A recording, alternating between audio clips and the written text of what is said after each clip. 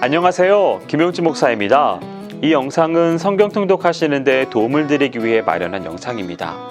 통독을 하면서 익숙하지 않은 배경과 내용들로 인해 어려움을 겪는 성도들이 조금이나마 도움이 될까 싶어 마련한 것인데요. 조금만 관심을 기울이시면 읽으시는 데 유익이 있을 겁니다. 그럼 오늘 읽을 부분에 대한 안내를 해드리겠습니다.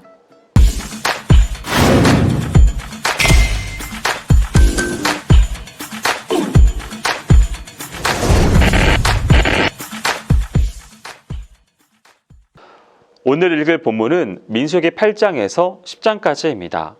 등대는 제사장들이 어두운 장막 안에서 안전하고 자유롭게 움직일 수 있도록 빛을 밝혀주었습니다. 등대의 등불은 등대 앞으로 비추도록 불을 켰습니다. 이 내용들은 출애굽기 25장과 27장에서 이미 주셨던 일반적인 지시들을 보완한 것입니다. 하나님은 이미 장막에서 섬길 제사장들을 성별하셨습니다. 이제 그분은 직무를 위해 그들을 도울 레위인들을 구별하십니다. 위임식을 치른 레위인들은 직무를 시작할 수 있었습니다. 직무를 맡을 수 있는 레위인들의 자격 요건은 25세에서 50세 사이의 남자들로 한정되었습니다. 50세 이상의 사람들은 회막 봉사를 하는 젊은 형제들을 도울 수 있었지만 실제 직무에 직접 참여할 수는 없었습니다. 앞에서 주님은 이스라엘 백성에게 30세부터 50세까지의 레위인들에 대한 인구조사를 시켰는데 이것은 성막을 옮기는 특정 임무와 관련이 있었습니다. 의미에 있어서 레위인들의 역할을 부분적으로 수행하는 그리스도인은 다음과 같은 몇 가지 중요한 교훈을 얻을 수 있습니다.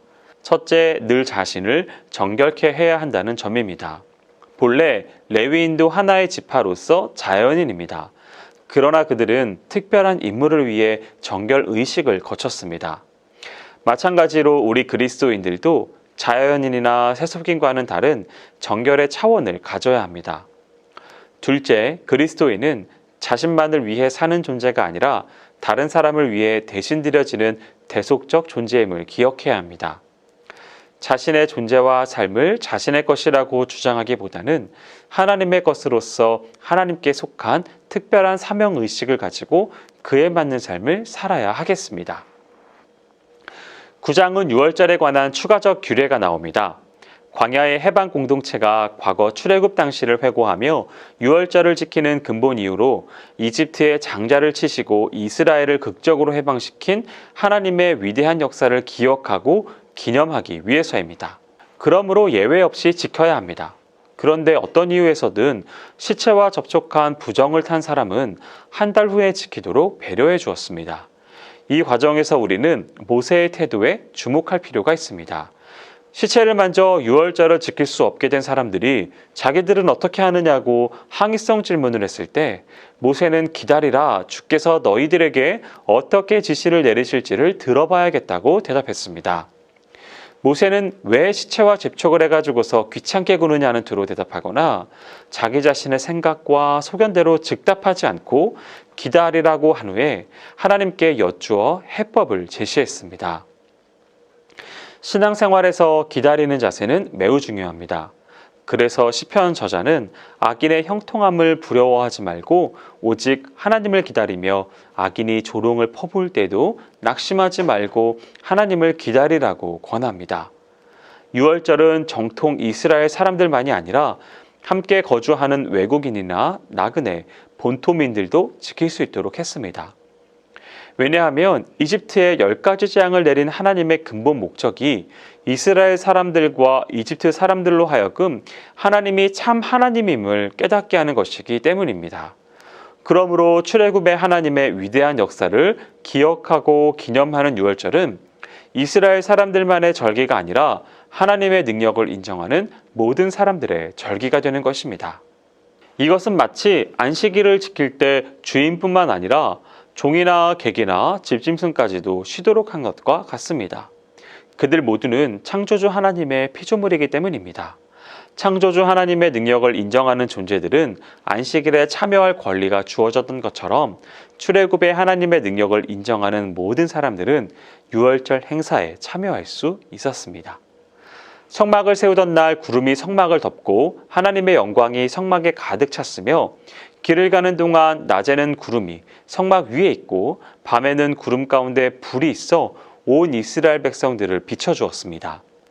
구름이 성막 위로 거쳐 올라갈 때면 이스라엘 백성들은 그것을 보고 길을 떠났고 내려와 머물며 진을 쳤습니다.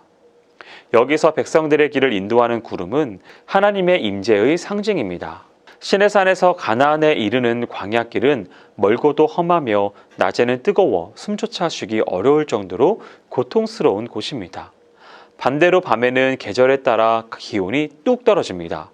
이러한 기후 조건 속에서 낮에 구름으로 인도한다는 것은 크게 그늘을 드리워 주시는 보호의 상징이 되기도 합니다.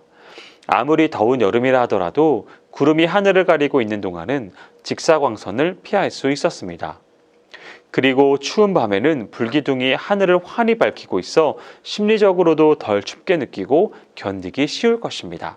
길을 잃어버릴 염려도 없고 이처럼 성막 위에 떠오르는 구름과 불은 하나님의 보호의 상징이기도 합니다. 10장은 이스라엘 백성들이 시내 광야를 떠나는 장면을 다루고 있습니다. 이스라엘 백성들은 출애굽한 지 3개월째 되는 때에 시내산 광야에 도착하여 약 1년 동안 이곳에 머물면서 하나님과 언약을 체결하며 율법을 받고 성막을 세우며 기타 제사제도와 여러 가지 의식법을 받았습니다. 그리고 그들은 마지막으로 이곳에서 행군을 위한 인구조사를 한 다음 출애굽 후 제2년 2월 20일에 시내산 광야를 출발하였습니다. 이스라엘은 회막 위에 구름이 떠오르면 제사장이 나팔을 올리는 것을 신호로 출발하였습니다. 그리고 그들의 앞에 여호와의 언약궤가 항상 위치하였습니다. 이는 주도권을 하나님께서 가지고 계심을 보여줍니다. 이 행군에는 하나님의 임재 처소로 상징되는 법궤가 실제적으로 행군의 제일 선두에 있었습니다. 이러한 사실을 통해 우리는 광야 행진의 주도권은 이스라엘의 대장 되시는 하나님께 있다는 점과 하나님을 자신의 삶의 선두에 두는 자에게 가나안 입국의 영광이 주어진다는 진리를 발견할 수 있습니다.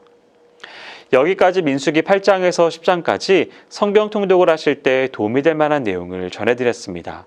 혹시 이 외에 질문 있으시거나 나누고 싶은 이야기가 있으시면 밴드나 댓글로 달아주시면 필요한 도움을 드리겠습니다. 그럼 내일 다시 만나도록 하겠습니다. 통독 화이팅 하세요.